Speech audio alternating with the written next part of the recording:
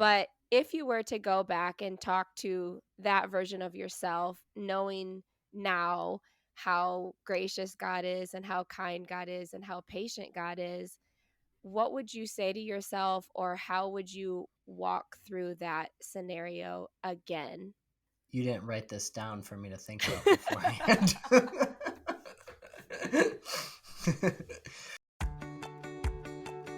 Welcome to Book Therapy. I'm your host, Kim Patton. There's no way to count how many books are floating around in this world. Some are decent, some are truly terrible, and some are great. Today we're going to take a deep dive into one great book. Together we will discover gems of truth and encouragement to help you face your current season of life. I'm ready, you're ready, let's get this party started. Hello. Thank you so much for joining me here today for another episode of Book Therapy Podcast. I have a return guest today, and if you want to check out our first interview, it is episode 11, where we talk about gentle and lowly. Hope you enjoy the show. Let's dive into the book. The book we're talking about today is The Gospel Transformed Life: How Dwelling on the Gospel Saves Us from Our Daily Sins. And this is written by David Carrel. Welcome to the show, David Carrel. Hey, thank you. That sounded really official. Welcome to the show, Dave, my brother. We talked back a couple months ago about the book Gentle and Lowly by Dane Ortland. And I'm glad we did that book first, because as I was reading this book that you wrote, you talk about gentle and lowly many times. And also the whole tone of gentle and lowly just fits seamlessly in with this gospel message that you're trying to convey. Yeah, for sure. I know I don't sound like your little sister today, but I promise it is me. Why did you choose to write this book, and why now? So there were several reasons for writing it now. One of the main ones is just that I don't hear about the gospel being combined with sanctification. And that's really what the book is about, is the gospel for sanctification. I wanted to bring that more to light. The same thing for preaching the gospel to yourself daily. There are some books written on that are fabulous books, but I think for the most part, a lot of people, a lot of Christians haven't heard of preaching the gospel to yourself daily, nor do they practice it. I think it should be one of the main spiritual disciplines that we practice, but there's like no spiritual discipline book with it even mentioned. But I mean, it really is a combination of prayer and Bible reading and meditation. But I think it could be a standalone spiritual discipline as well, just if people focused on that. I really wrote it for friends and family. I'm not too positive it will go further beyond family and friends. I would love for it to, and we'll see. But it's been very helpful in my life just to think about this, meditate on it. And the book really, I talk a lot about myself and my struggles. Usually, I don't think I say too much positive about me, but I really do have a good self image. But I talk a lot about my sin life and growing in areas, and I think that's important. I don't leave it at that. I focus on our identity being in the gospel, which is a very firm place to put your identity. And the last reason why now, we're on furlough this year, and I usually find a project to do on furlough. You also have a Spotify audiobook, which you recorded chapter by chapter. So tell me a little bit about that. Yeah, I just released that a week or two ago. I haven't really announced it too much. This is really the main first This public is your announcement major right here. announcement. There you go. Yes. And uh, basically just trying to get it out there. I know a lot of people will listen to an audio book rather than sitting down and reading a book. I think listening to audios is more common, and so we're gonna get that out there just as an option and see who it hits. Are you going to translate it into Spanish? Are you going to translate it into I don't Portuguese? know about Spanish. I don't know about Spanish, but we're going to do Portuguese. It's already been translated into Portuguese. So the unedited version was translated into Portuguese, and I'm actually rewriting it to more of a Brazilian context and then getting it out, getting it edited after that. And so it's going to be a little bit. So coming in 2024, the Yeah. Portuguese copy. Hopefully in the next couple months. We'll see. We're going to highlight three stories that illustrate how the gospel transforms our lives. And when I was reading the book, these are three of the stories that really stuck out to me as being particularly helpful and honest and vulnerable, even. And those are always the stories that I learn the most from.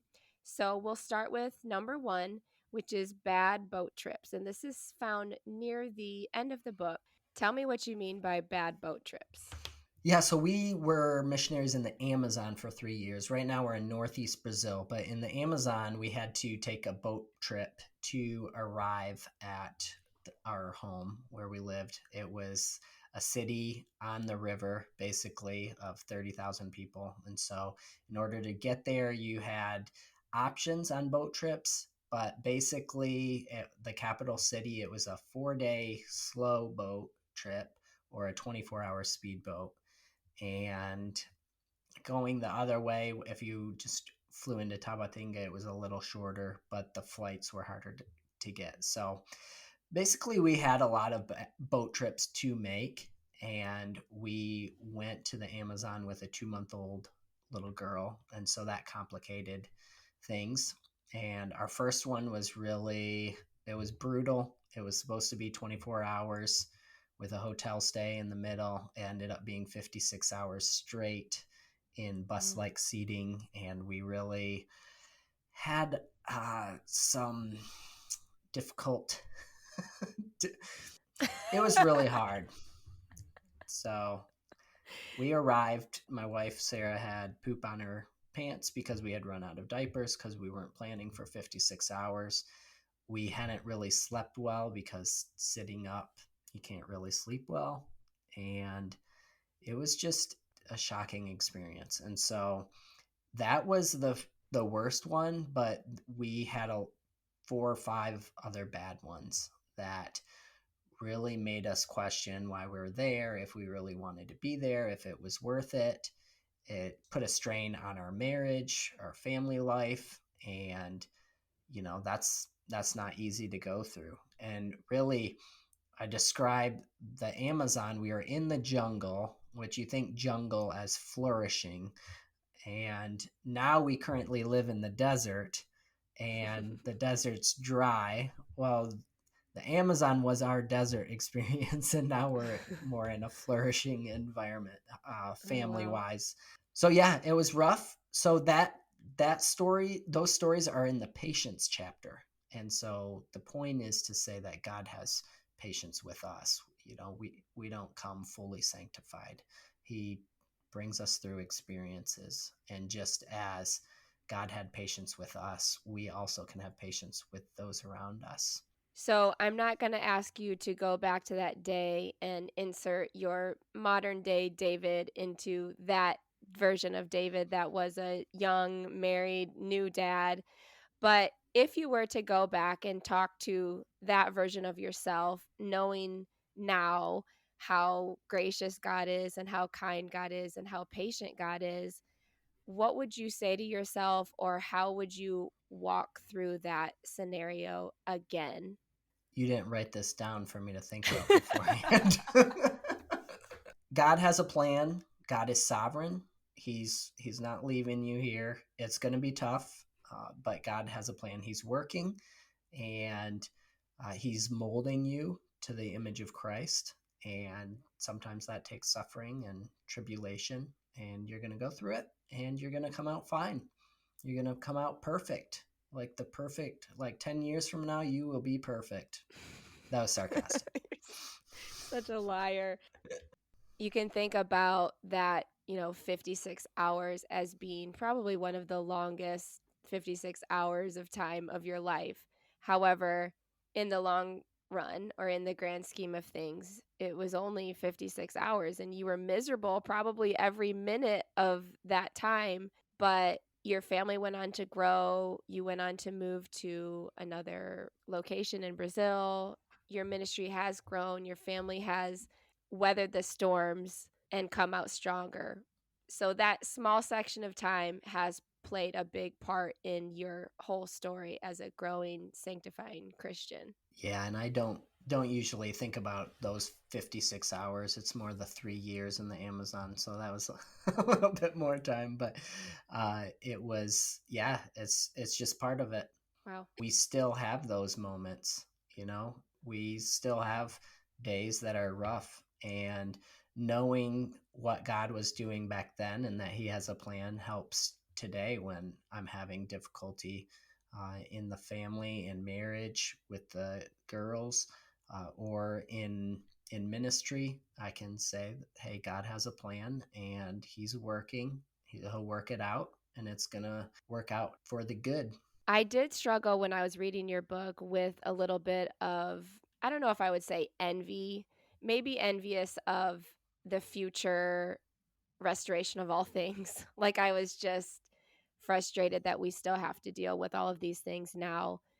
Even though, you gave a lot of hope and a lot of encouragement and a lot of practical wisdom about how to deal with the moments of tension in our lives, but I still kind of felt like, man, I just wish I just wish we could be better at handling these rough moments. Well, in your interview with your wonderful husband, Kevin, on the N.T. Wright book, I think it has that in it. And, but there's also the idea of the hope that we have now and the grace and the kingdom of God being here now as well. So as we play out the gospel in our lives, we do have more moments of peace and grace in our lives, even in the present.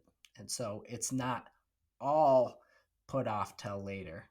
I think that's one of the main points of the book, too, is that we think about salvation and we just think, oh, it's going to be so great in the future. But part of salvation is the present as well. On page 33, you have two scenarios for us: soccer and football. And you talk about one of your teammates, and then you talk about how his reaction actually revealed what was going on in your heart. So tell me a little bit about that.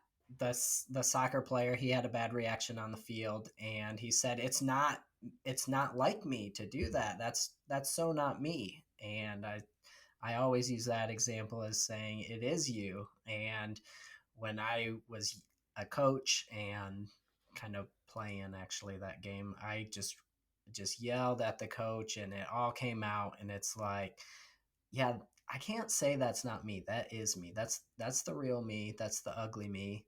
And that can come out in an instant. Really, that's what God saves us from. Like, it doesn't have to come out. But if I'm left without God, that's me, and it's ugly. But also in those moments, it's recognizing our sinfulness. But we also don't want to ignore those moments because they can be learning moments. Like, why did I have to explode? What was I thinking? It all boils down to what I am thinking, what is in my mind, what are my values. Conflict happens in our life, James 4 says, because of the passions or desires that are within us. So we want what we want, and when we don't get it, we explode. So when we do explode, when we do have those moments of tension, and it doesn't have to be sports, it can be raising kids, it can be in your marriage, it can be in high pressure moments at work, and it's like you're getting squeezed. What comes out, it came out because it was inside. So if it's inside, why is it inside? What is my thinking? And lots of times it's well, James says selfish ambition and envying, jealousy in our hearts. So the gospel can help those. As I meditate on the gospel, I don't have to have that bitter envying. I don't have to have the bitter jealousy in my heart. I can be grateful for all that God has done for me. I can rest in God's sovereignty, that He is working out His plan. I mean, there's so much more. It just depends on the circumstances. You know, with your kids, I know I found my first illustration in the book was in blowing up at my daughters. So I had to examine myself, what's inside, and I decided that they weren't respecting me. And if they don't respect me, so I made it about me. And life isn't about me, it's about glorifying God. And when I make it about me, that's when sin comes out. So don't throw away these moments of tension. Uh, Sit back, look at them, meditate on them, think about them. What happened? What was I thinking? What was I not getting that I wanted? And I had that reaction, and evaluate your heart, and then go to the gospel. And the gospel has answers for that. One of your main points is finding your identity in the gospel rather than in other people, in your marriage, in your family, in your work. Yeah, so I love the line in the song from Indescribable when he says, "You know the depths of my heart and you love me the same." So God truly does know us, and He still loves us. So we can be our ugliest version of ourselves and God still loves us. You're pretty secure in that. The gospel prayer that I talk about from J.D. Greer, he says, "There's nothing that I can do today to make you love me more, and there's nothing that I can do today for you to love me less." Basically, it's a non-work salvation. So essentially, lots of times we try to manipulate God with our good works and stuff like that. But we're just secure in God, secure in salvation, and we can live in that security. When our identity is in the gospel, we can be secure with who we are. Our last story comes from La Biblia. It's a very common parable. It's the prodigal son. In your book, you talk about the older brother, which is funny because you are the older brother and you are the older brother. You get it? You see what I did there? I do have the self righteous attitude. I relate with, I mean, I wish I could be out partying with my friends, but I do relate to the older brother and the Pharisees and all of the, non glamorous people in the Bible. I actually was reading the prodigal son story to the girls this morning, and we call it the gross pig story because in the Jesus Storybook Bible, there's a big illustration of the pigs. Eden, a long time ago, would say, "I want to read the gross pigs, where are the gross pigs?" So today, when I was trying to motivate them to listen to a Bible story, I thought, well, let's go for Eden's favorite. On page 51, you say, younger brothers usually hit rock bottom. The consequences of their actions catch up to them, making it easier for them to turn to God for help. On the other hand, elder brothers tend to trust in themselves and stay on their moral high horse. In this paragraph, you're referencing the book The Prodigal God by Tim Keller. Oh man, that book was a hammer to me. In fact, I listened to it in one day, and then I had my family listen to it in one day on a road trip. How has that book and the gospel helped you as you process through maybe your elder brother tendencies? Yeah, that's not a maybe. That's a for sure. I have for sure have elder brother tendencies. So it really helped a lot. So it really opened my eyes to the greatness of my self-righteousness. That is one good thing. Basically, the elder brother looks down on the younger brother, looks down on those around him, thinks about their moral righteousness. You know, the elder brother in the prodigal son story, he says, "Look at what I've stayed here. I've done what was right. I've never done anything wrong, and you haven't killed the fatted calf for me."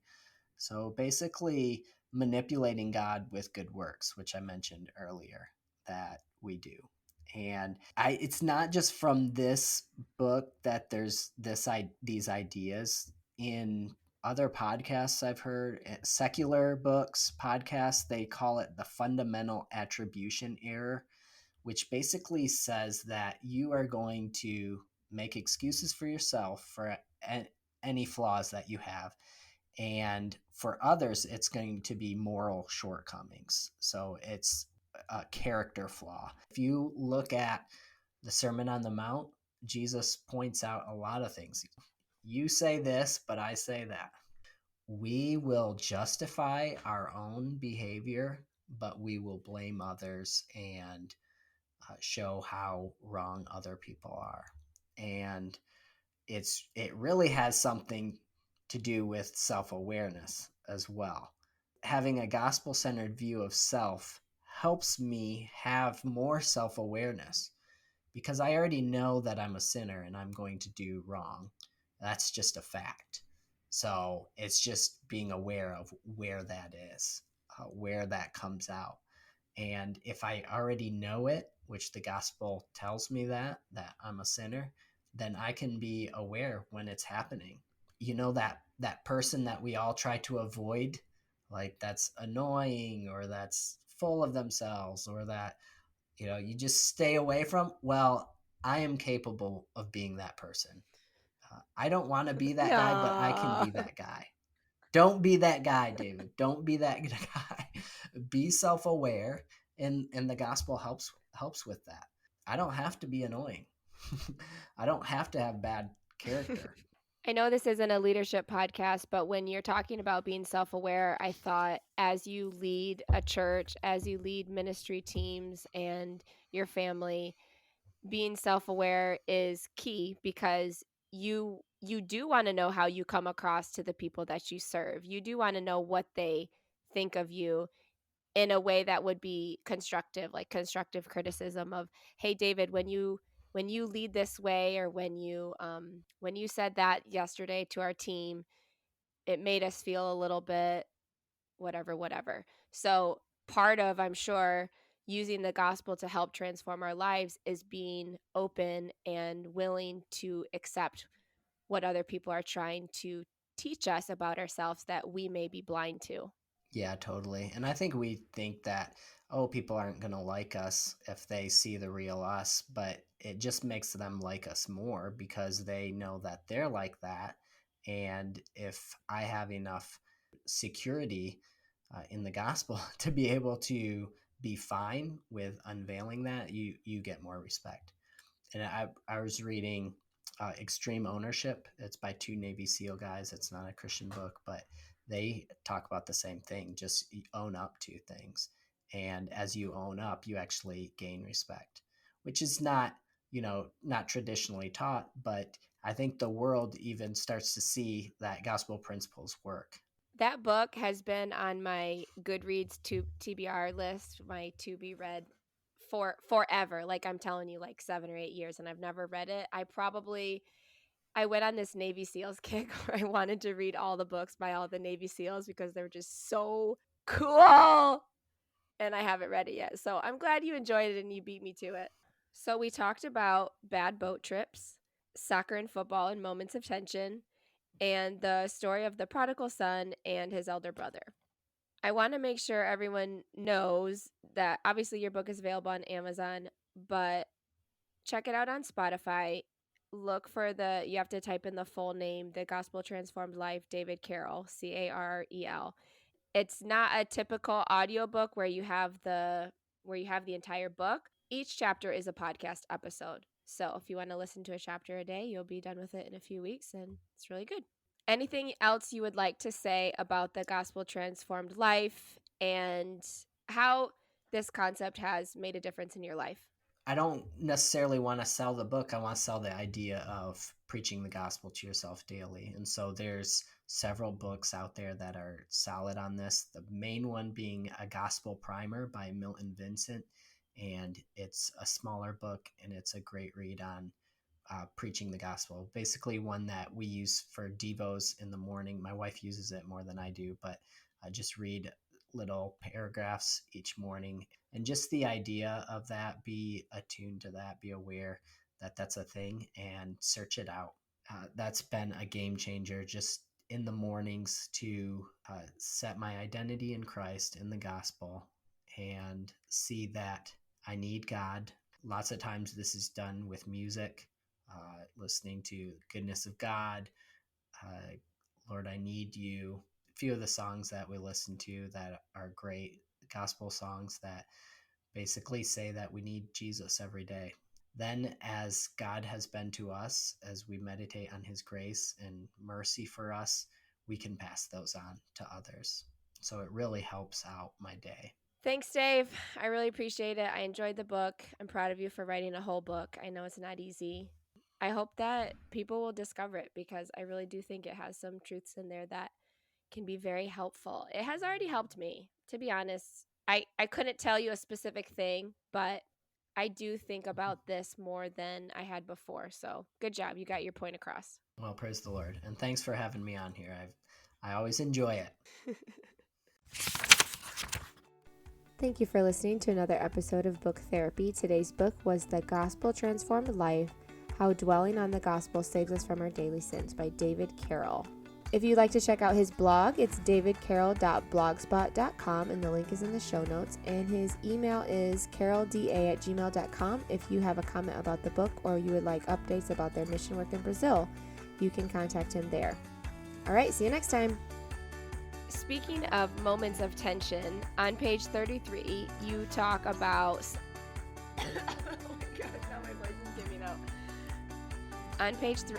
So sorry.